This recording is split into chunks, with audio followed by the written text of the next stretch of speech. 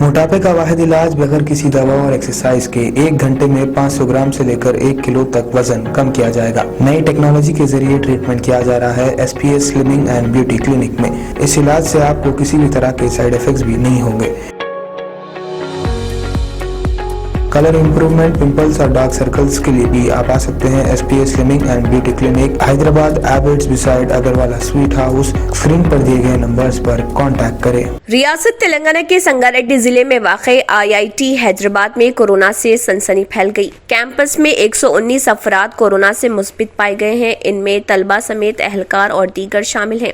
इस सिलसिले में बताया जाता है कि इस वबा से मुस्बित पाए जाने वालों में मामूली अलामात पाई गई। उन तमाम को हॉस्टल में अलग थलग कर दिया गया, जहां उनका इलाज किया जा रहा।